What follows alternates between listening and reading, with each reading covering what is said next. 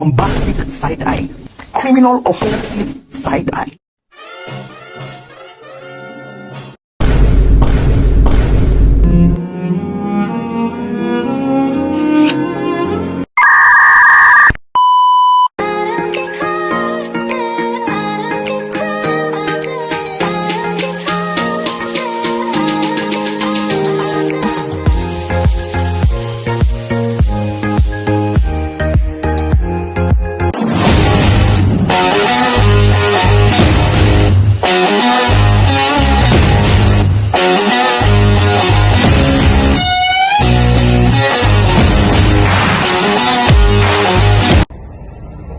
Hai teman-teman, sebagai seorang pemimpin, kita memiliki beberapa tugas yang harus dijalankan. Pertama, kita harus bisa mempengaruhi dan menentukan tujuan bisnis yang ingin dicapai. Selain itu, kita juga harus bisa membangun dan memperbaiki kelompok dan budaya kerja kita. Dengan begitu, kita bisa menciptakan lingkungan kerja yang positif dan produktif. Selanjutnya, kita bisa mengorganisir aktivitas untuk mencapai sasaran yang telah kita tentukan. Dan yang tak kalah penting, kita harus bisa memelihara hubungan kerjasama dan memperoleh dukungan dari dalam dan luar kelompok. Adapun juga tugas fokus seorang pemimpin motor-motor.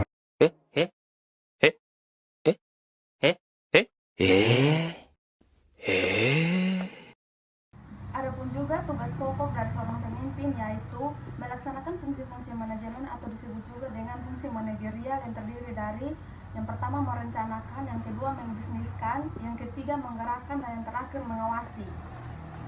Untuk mencapai tugas-tugas tersebut tidak hanya dicapai oleh pimpinan seorang diri, akan tetapi harus menggerakkan orang-orang yang di bawah pimpinannya. Seorang pemimpin juga harus memiliki inisiatif dan kreatif yang selalu memperhatikan hubungan manusiawi. Yang berikut, fungsi kepemimpinan dapat dibagi menjadi 5 bagian. Yang pertama ada fungsi instruksi. Fungsi ini sifatnya adalah komunikasi satu arah. Pemimpin sebagai pemberi instruksi merupakan pihak yang menentukan apa, bagaimana, bila mana, dan di mana perintah itu dikerjakan agar keputusan yang dapat dilakukan dengan efektif. Yang kedua, ada fungsi konsultasi. Fungsi ini sifatnya adalah komunikasi dua arah. Pada tahap penetapan keputusan, pemimpin seringkali memerlukan pertimbangan yang mengharuskan untuk berkomunikasi dengan orang-orang yang pimpinnya dinilai dengan mempunyai berbagai bahan informasi yang diperlukan dalam menetapkan suatu keputusan. Dan yang ketiga ada fungsi partisipasi. Dalam menjalankan fungsi partisipasi ini, pemimpin akan berusaha untuk mengikutsertakan orang-orang yang pemimpinnya baik dalam keikutsertakan dalam mengambil sebuah keputusan ataupun dalam melaksanakannya. Yang keempat ada fungsi delegasi. Fungsi delegasi dilakukan dengan memberikan suatu wewenang untuk membuat atau menetapkan suatu keputusan, baik itu melalui persetujuan maupun tanpa persetujuan dari pemimpin tersebut. Dan yang terakhir kelima, fungsi pengendalian.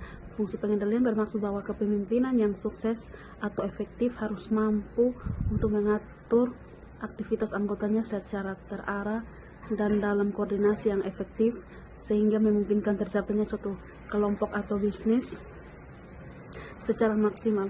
Fungsi pengendalian dapat diwujudkan misalnya melalui kegiatan berupa bimbingan, pengarahan, koordinasi, dan pengawasan.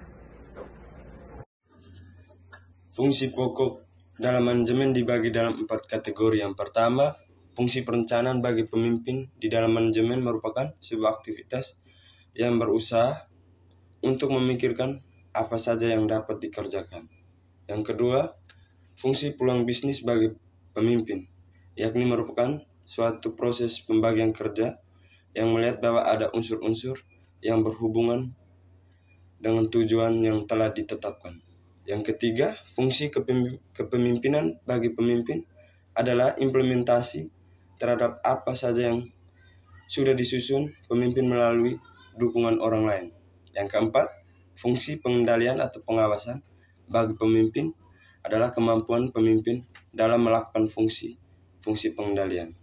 Pemimpin berdasarkan konsep teoritis memiliki tanggung jawab yang besar terhadap pencapaian suatu bisnis. Karena kepemimpinan inti daripada manajemen yang merupakan penggerak bagi sumber daya dan fungsi manajemen serta alat lainnya. Untuk menggerakkan sumber daya, terutama sumber daya manusia atau pegawai, diperlukan kualitas kepemimpinan seseorang. Salah satu faktor utama menilai berkualitas tidaknya seorang pemimpin. Peranan juga berasal dari kata peran, berarti sesuatu yang menjadi bagian atau memegang pimpinan yang terutama. Peranan meliputi norma-norma yang dikembangkan dengan porsi atau tempat seseorang dalam masyarakat. Peranan dalam arti ini merupakan rangkaian peraturan-peraturan yang membimbing seseorang dalam kehidupan bermasyarakatan. Menurut Biddle dan Thomas, peran adalah serangkaian manusia yang membatasi perilaku-perilaku yang diharapkan dari pemegang kedudukan tertentu. Misalnya dalam keluarga, perilaku ibu dalam keluarga diharapkan memberikan anjuran